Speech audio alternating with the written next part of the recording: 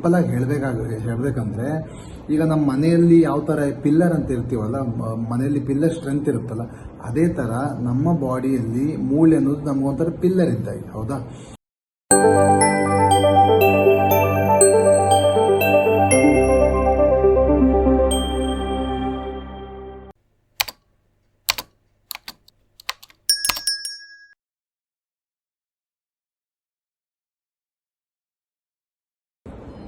ಎಲ್ರಿಗೂ ನಮಸ್ಕಾರ.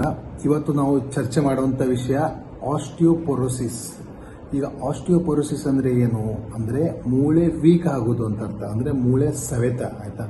ಈ ಆಸ್ಟಿಯೋಪೊರೋಸಿಸ್ ಯಾರಲ್ಲೆಲ್ಲ ಆಗ್ತದೆ?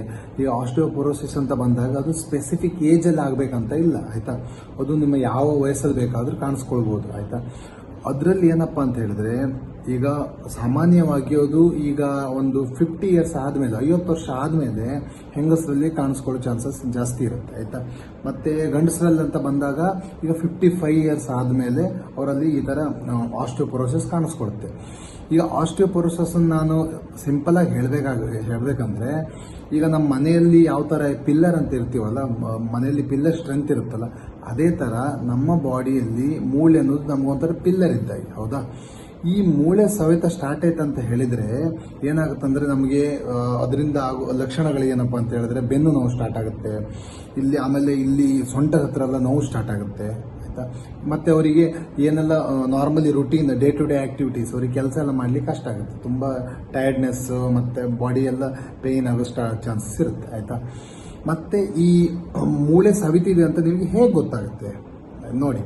ಈಗ ಮೂಳೆ ಸವೆಗೆ ಸ್ಟಾರ್ಟ್ ಆಯ್ತು ಅಂತ ಹೇಳಿದ್ರೆ ನಾವು ಅದಕ್ಕೆ ಒಂದು ಸ್ಪೆಸಿಫಿಕ್ ಟೆಸ್ಟ್ ಅಂತ ಮಾಡ್ತೀವಿ. ಏನಂದ್ರೆ ಮೂಳೆ ಸಾಂದ್ರತೆ ಅಂದ್ರೆ ಪರೀಕ್ಷೆ, ಅಂದ್ರೆ ಬೋನ್ ಮಿನರಲ್ ಡೆನ್ಸಿಟಿ ಅಸೆಸ್ಮೆಂಟ್. ಆಯ್ತಾ? ಅದನ್ನು ನಾವು ಡೆಕ್ಸಾ ಸ್ಕ್ಯಾನ್ ಅಂತ ಮಾಡ್ತೀವಿ. ಆ ಸ್ಕ್ಯಾನ್ ಮಾಡಿ ನೋಡಿದಾಗ ನಮಗೆ ಗೊತ್ತಾಗುತ್ತೆ ಅಲ್ಲಿ ಎಷ್ಟು ಮೂಳೆ ವೀಕ್ ಆಗಿದೆ ಅಂತೇಳಿ. ಈಗ ಅದು 0 to -1 ಅಂತ ಹೇಳಿದ್ರೆ ಅದರಲ್ಲಿ ನಾರ್ಮಲ್ ಆಗುತ್ತೆ. -1 to -2.5 ಅಂತ ಇದ್ರೆ ಅದು ಆಸ್ಟಿಯೋಪೀನಿಯಾ. ಆಸ್ಟಿಯೋಪೀನಿಯಾ ಅಂದ್ರೆ ಮೂಳೆ ಸವಿಲಿಕ್ಕೆ ಸ್ಟಾರ್ಟ್ ಆಗಿದೆ ಈಗ. ಆಯ್ತಾ? ಬಟ್ ಅದು ಲೆಸ್ ದೆನ್ -2.5 ಇದೆ ಅಂತ ಹೇಳಿದ್ರೆ ದಟ್ ಈಸ್ ಆಸ್ಟಿಯೋಪೊರೋಸಿಸ್.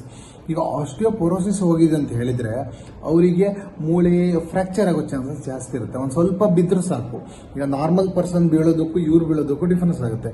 ಇವ್ರೊಂದು ಸ್ವಲ್ಪ ಬಿದ್ದರೆ ಇವರಲ್ಲಿ ಫ್ರಾಕ್ಚರ್ ಆಗೋ ಚಾನ್ಸಸ್ ಜಾಸ್ತಿ ಇರುತ್ತೆ. ಆಯ್ತಾ?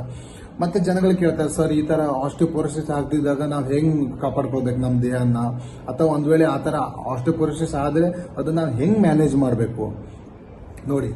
ಈಗ ಆಸ್ಟಿಯೋಪೊರೋಸಿಸ್ ಕಾಪಾಡಿಕೊಳ್ಳೋದು ಅಂತ ಹೇಳಿದ್ರೆ ಒಂದು ಫುಡ್ ಬ್ಯಾಲೆನ್ಸ್ಡ್ ಡಯಟ್.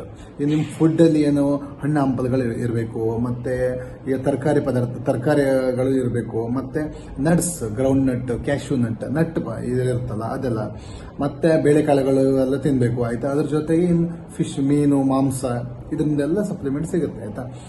ಅದು ಬಿಟ್ಟು ಇನ್ನು ಈಗ ಆಲ್ರೆಡಿ ಆಸ್ಟಿಯೋಪೊರೋಸಿಸ್ ಆಗಿದೆ ಅಂತ ತಿಳ್ಕೊಳ್ಳಿ, ಅಂತವರಿಗೆ ಟ್ರೀಟ್ಮೆಂಟ್ ಇದೆ. ಟ್ರೀಟ್ಮೆಂಟ್ ಅಲ್ಲಿ ಬೇರೆ ಬೇರೆ ತರ ಮೆಡಿಸಿನ್ ಟ್ರೀಟ್ಮೆಂಟ್ ಇರುತ್ತೆ, ಮತ್ತೆ ಹಾರ್ಮೋನಲ್ ಟ್ರೀಟ್ಮೆಂಟ್ ಅಂತ ಬರುತ್ತೆ, ಕ್ಯಾಲ್ಸಿಯಂ ವೈಟಮಿನ್ ಡಿ ಸಪ್ಲಿಮೆಂಟೇಷನ್ ಅಲ್ಲೇ ಇರುತ್ತೆ. ಇದರಿಂದೆಲ್ಲ ಏನು ಅದು ಮೂಳೆ ಸವಿತಾ ಇದೆಯಲ್ಲ ಅದನ್ನ ಮತ್ತೆ ಬ್ಯಾಕ್ ಟು ನಾರ್ಮಲ್ ತಗೊಂಡು ಹೋಗ್ಬೋದು, ಅಥವಾ ಅದನ್ನ ಎಷ್ಟಾಗುತ್ತಷ್ಟು ಅದನ್ನ ಕರೆಕ್ಟ್ ಮಾಡ್ಬೋದು. ಆಯ್ತಾ? ಅದರಿಂದ ಮತ್ತೆ ಫ್ರಾಕ್ಚರ್ ಆಗೋದನ್ನು ನಾವು ಪ್ರಿವೆಂಟ್ ಮಾಡ್ಬೋದು. ಆಯ್ತಾ? ಅದು ಬಹಳ ಮುಖ್ಯವಾಗಿರ್ತದೆ.